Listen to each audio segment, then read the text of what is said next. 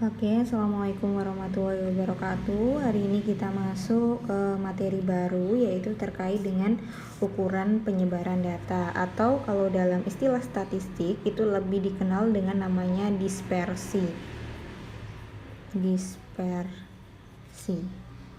Kemarin kita sudah belajar mengenai yang pertama ada ukuran pemusatan data. Ukuran pemusatan data, masih ingat kemarin ada apa aja? Min, median, sama modus. Min, median, sama modus. Kemudian ada juga sebelumnya ada ukuran letak data yang kita pelajari minggu kemarin, di mana ukuran letak data ini dibagi jadi 3, ada kuartil, kemudian desil, dan juga persentil. Dan ini kita masuk ke ukuran yang ketiga, yaitu ukuran penyebaran data atau dikenal dengan istilah dispersi. Jadi yang dimaksud dengan dispersi sendiri itu adalah ukuran yang mana menunjukkan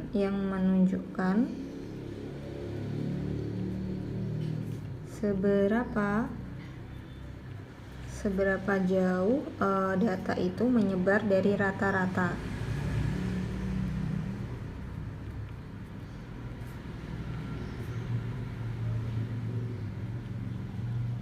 Jadi yang dimaksud dengan ukuran penyebaran data atau dispersi itu adalah ukuran yang mana menunjukkan seberapa jauh sih data itu menyebar dari rata-rata atau min.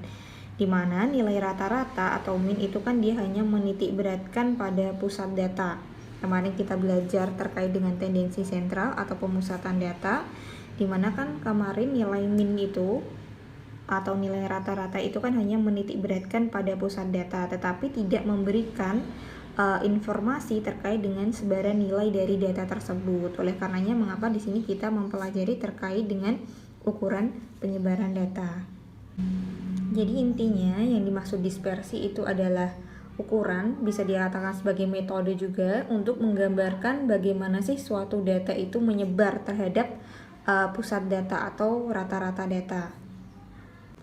Ukuran sebaran data yang semakin tinggi itu menunjukkan datanya itu semakin heterogen. Heterogen itu artinya bervariasi. Sedangkan ketika ukuran datanya itu semakin rendah, maka datanya itu akan semakin homogen. Berarti kalau heterogen itu bervariasi, homogen itu tidak bervariasi. Kemudian kualitas data yang baik itu heterogen atau homogen. Jadi kualitas data yang baik untuk dalam statistik sendiri apabila datanya itu adalah homogen, jadi tidak bervariasi. Jadi kualitas data dikatakan akan semakin baik ketika nilai ukuran sebarannya itu semakin kecil. Jadi tadi saya ulangi, ukuran sebaran data yang semakin tinggi maka datanya itu menunjukkan data yang semakin heterogen. Sedangkan ukuran data yang semakin rendah maka datanya itu semakin homogen, tidak bervariasi, sehingga kualitas datanya pun akan semakin baik. Jadi kualitas data yang baik itu apabila datanya itu bersifat homogen. Misalkan di sini example, ada 5 nilai matematika 5 orang anak dalam satu kelas. Misalkan nilai yang pertama 5 anak itu dapat nilai 50 semua. 50 semua. Jadi 5-5-nya dapat 50. Sedangkan yang kedua, misalkan nilainya itu bervariasi, ada yang 10, 20, kemudian 100, 80 dan juga 40. Jadi kalau kita lihat dari data 1 dan data 2, berarti data 1 itu dikatakan data yang homogen karena tidak bervariasi, jadi hampir mirip. Ini bukan hampir lagi, tapi semuanya datanya sama, yaitu 50, jadi datanya homogen. Sedangkan data yang kedua karena bervariasi, ada 10, 20, 100, di mana penyebarannya itu range-nya jauh, ada yang 100, ada yang 10, maka datanya disebut data heterogen. Ukuran penyebaran data atau dispersi di sini nanti dibagi jadi 7. Ada yang pertama jangkauan atau range, kemudian yang kedua ada jangkauan interkuartil, jangkauan semi interkuartil, simpangan rata-rata, simpangan baku, varians, dan koefisien variasi. Jadi total untuk ukuran penyebaran data nanti ada 7 jenisnya. Jadi mengapa kita pelajari untuk ukuran dispersi 1 sampai 7? Jadi nanti ini itu akan keluar ketika teman-teman ngambil skripsi. Jadi nanti salah satu tahapan ketika teman-teman nanti olah data itu adalah statistika deskriptif, dimana sebenarnya untuk menghitungnya itu sebenarnya sudah ada aplikasinya namanya SPSS, tetapi untuk pelajaran mata kuliah statistik ini kita belajar bagaimana sih cara menghitungnya secara manual. Jadi jangan sampai ketika nanti teman-teman skripsi, teman-teman tahu hasil nilai simpangan rata-ratanya berapa, tetapi tidak tahu cara perhitungannya seperti apa. Maka dari itu kita pelajari satu-satu terkait dengan ukuran dispersi di sini yang nantinya bermanfaat ketika teman-teman olah data ketika skripsi nanti. Jadi hari ini kita nggak akan langsung pelajari 7-7-nya, tetapi hari ini kita pelajari yang poin 1 sampai 3 dulu terkait dengan jangkauan interkuartil dan juga jangkauan semi interkuartil. Yang ukuran dispersi yang pertama ada jangkauan atau range. Sebenarnya ini sudah teman-teman pelajari waktu buat tabel distribusi frekuensi, di mana salah satu langkah atau tahapan untuk membuat tabel distribusi frekuensi yang pertama yaitu menentukan jangkauannya terlebih dahulu atau range-nya. Jadi jangkauan ini itu digunakan untuk menghitung selisih antara data yang tertinggi dengan data yang terendah dalam suatu kelompok data, di mana jangkauan atau range ini dia merupakan pengukuran dispersi yang paling sederhana dibandingkan ketujuh yang tadi.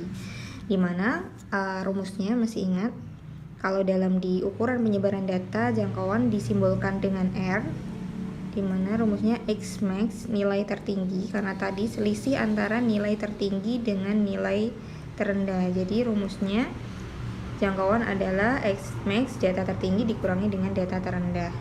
Selanjutnya, ukuran dispersi yang kedua ada jangkauan interkuartil atau kalau dalam statistik dikenal dengan istilah yang namanya hamparan. Jadi yang dimaksud dengan jangkauan interkuartil itu adalah selisih antara kuartil atas dengan kuartil bawah. Berarti kalau definisinya tadi jangkauan interkuartil itu adalah selisih antara kuartil atas dengan kuartil bawah, jadi rumusnya disimbolkan dengan H, singkatan dari hamparan, sama dengan kuartil atas berarti Q3 dikurangi dengan kuartil bawah berarti Q1. Jadi rumus jangkauan interkuartil itu adalah kuartil 3 dikurangi dengan kuartil 1. Masih ingat kemarin untuk rumus kuartil, untuk kuartil data tunggal, kemarin rumusnya gimana? Letak kuartil, letak QI sama dengan XI N plus 1 dibagi 4, dimana kuartil ini salah satu ukuran untuk letak data, dimana kalau kuartil itu kemarin data dibagi jadi 4 bagian. Untuk data tunggal rumusnya itu QI N plus 1 per 4, jadi sama untuk perhitungan seperti yang kemarin. Sedangkan untuk yang data kelompok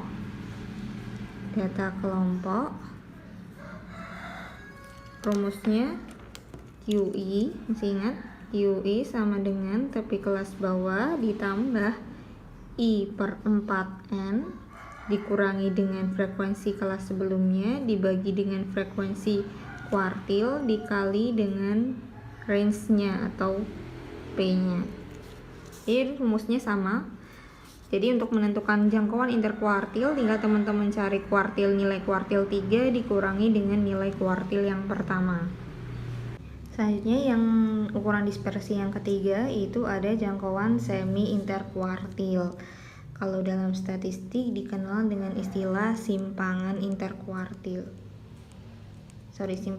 kuartil. Di mana yang dimaksud dengan simpangan kuartil atau jangkauan semi interkuartil ini adalah setengah dari jangkauan interkuartil. Jadi kalau setengah dari jangkauan interkuartil maka rumusnya jadi disimbolkan dengan istilah QD itu sama dengan setengah dari H. Jadi jangkauan semi interkuartil itu adalah setengah dari nilai hamparannya. Di rumusnya seperti ini. Berarti kalau kita jabarkan berarti setengah dari Q3 min Q1. Silahkan untuk nanti materinya bisa dicatat dulu di bukunya masing-masing.